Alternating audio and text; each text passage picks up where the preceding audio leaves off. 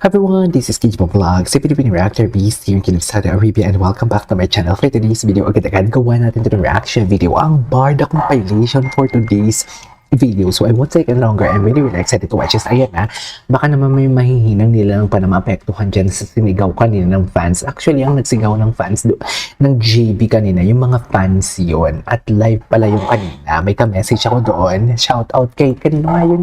Yung ka-message ko na nanood daw siya ng live for today's video. Grabe sigawang kanina.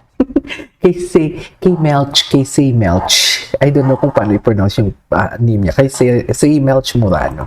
Shout out to you. So I won't take any longer. I'm really excited to watch this. Magbabarda compilation muna tayo. So yeah, dito muna tayo sa story ni Barbie. At parang ang dami niyang story for today's video. Oh, this is the part. Sanbida. Totoo yan, Sanbida. Nagulat din ako dito. Sanbida of Sanbeda. So, nagpagupit pala siya ng buhok kanina. Kaya pala sabi ko, nang nag-perform siya kanina sa All Out Sundays, ang iksi ng buhok niya talaga. Ngayon ko lang ito na-open itong pinost niya.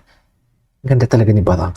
Kanina, fierce na fierce siya sa kanyang performance. Parang sa lahat ng ginawan ko ng reaction sa mga performance ni Barbie, parang kanina yung pinaka-fierce niya talaga. Yung tipong parang may pinapatunayan talaga siya kanina na hindi ko maintindihan kung ano yung gusto niyang ipahiwatig. Sa totoo lang, parang ibang-iba talaga siya kanina. Like, fierce talaga. Fierce. I mean the facial expression, parang ang tough niya kanina. Anyways, ano to? Ay, atake. Atake.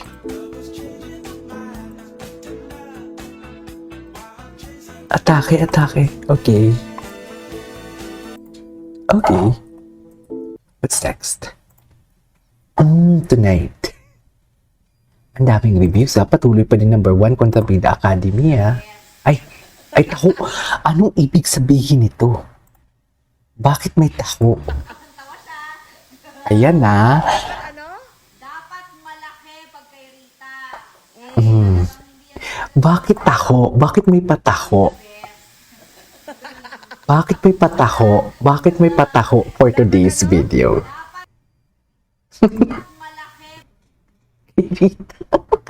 Pero ang tanong ko lang, Rita Daniela, bakit may pataho for today's video? Yan yung hindi ko mag-gets. Sino ba yung endorser ng taho?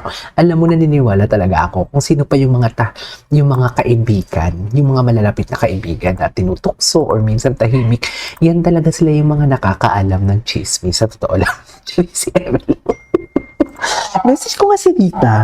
Parang gusto ko yung message si Rita for today's video. Pero diba, sino ba yung endorser ng taho? Sino ba nag-i-endorse ng taho? Di ba? Pero bakit? Di ba pwede ka naman mag-video na walang taho? Alam mo, may mga paramdam talaga, mga pasimpleng paramdam ng kaibigan mo na dapat, na akala nila hindi natin mahahalata. Di ba? You know what I mean? Anyways. Pag kay Rita. Hindi yan talaga tumatanggap ng... Tsaka nakapost talaga yung taho. Di ba? Nakapost talaga yung taho. Bakit may pataho talaga? Dapat ano? Dapat malaki pag kay Dapat malaki. Malaki. Di ba? Ay, ito. Ano to? Saan nag-perform si Barbie?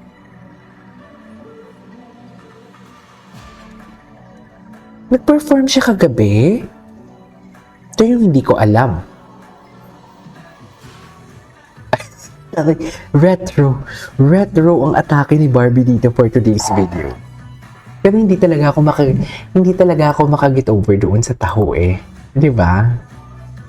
Mga ganyan pasimple ng kaibigan na alam mo yung parang ayan inaano ninyo, ini-issue niyo si Barbie Eto ngayon yung parang alam mo yung parang pahiwating na parang I don't know yun yung abot ko wag kang mangamba. Parang ganun. I assume na parang ganun. Okay, don't get me wrong. Iba ang Barbie ngayon. Blooming talaga ngayon yung Barbie Fortesa natin. Sa totoo lang, iba yung atake. Okay. I mean, ganyan ba talaga dapat, ma'am? Oh, alright. Uh,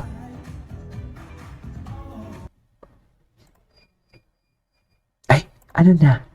Ay, oo nga, may taping nga sila for today's video. Ayan na. Ay, taping ng Pagkabila Academy pala to. Diyos ko.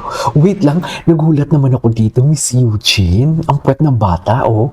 Kita na yung puwet ng bata. Kita naman yung puwet ng bata. Kita naman yung puwet ng bata for today's video. Grabe si Barbie kanina. So, sabog ang performance si Barbie. Sa totoo lang, ito. Pak, oh. Sabog talaga siya, no? Ulo ko. Ganyan ba talaga dapat, ma'am? Diba? Siyempre yung mga, alam mo yung bigla na lang pumasok sa utak ko, yung mga ano na naman, yung mga keyboard warrior. Alam mo yun? Yung mga fake news peddler na keyboard warrior, bibigyan na naman nila yun ng ano, yung pagsigaw ng mga JB. Ang mga fans na sumigaw nun. Siyempre, sino pa ba yung mga nagpapanggap na fans? Yung mga, alam mo yung sunod buntot na buntot kina Barbie and David. Mga bashers din naman sila. Diba? Para lang may ma-scoop nga. Gets niyo ba ako? Alam mo yung, may mga fans talaga na parang alam mo yung, oo, diehard kung diehard ka. Pero parang alam mo yung, siyempre, may busy ka din, diba? Hindi mo susundan for today's video. Pero hindi tayo sure sa mga sumigaw doon. Baka naman yung sumigaw doon is, alam mo yung mga nang aasar lang para lang may ma-post and everything. Kilala ko na yan sila. Pero pinuno daw ni Barbie ng fans. Pinuno daw ng Barbie Natics, if I'm not, grabe, oh. Pinuno daw ng Barbie Natics ang grabe si Barbie. Pinuno daw yung All Out Sundays. Grabe si Barbie. Grabe pala si Barbie. Grabe ka pala, Barbs, no? Ay, yes. Baka Barbie Fortes. And anyways, may post pala siya na bago. May post siya. Sino ang mga nag-like for today's video? Si Aaron Just, nilike ni Aaron Just. Vince Crisostomo. Anyways, ay, ang ganda niya dito, oh.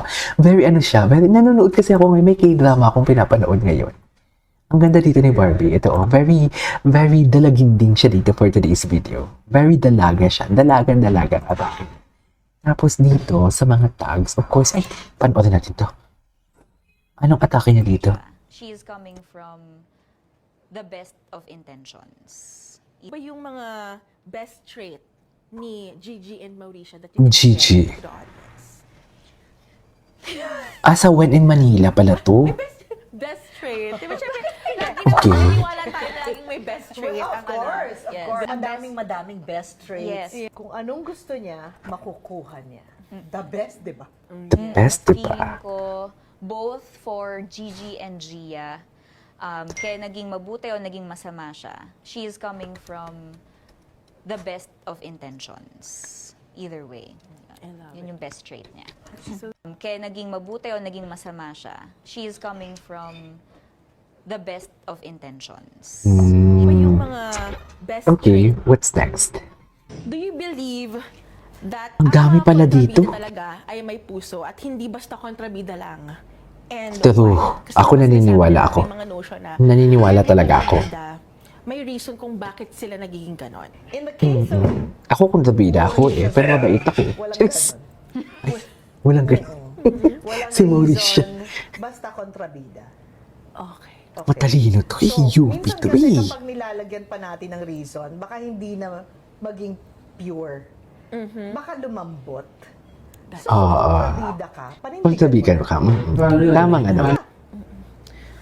Grabe, ang vibe ni Miss. Yes, talagang andun siya sa Yes. Sa character talaga siya. I am this entire event. Yan yung kanyang Peg. aura today. Ganda ni Barbie. Sa point na yun ng buhay niya. Ako naman, Ganda ni feeling Barbie. ko,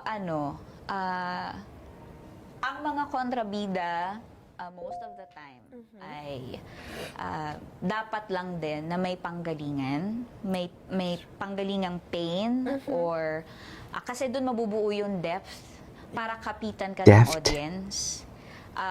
yung conflict has to come from somewhere and hindi lang yung basta umusbong kasi lalo kapag matagal mong ipoportray yung character, baka mawala ka. Kung wala kang parang core, kung wala kang talagang panghahawakan eh. So, kailangan may certain conflict na manggagaling sa pain from, I don't know, something that happened to you before para lagi kang doon babalik kung bakit ka masama.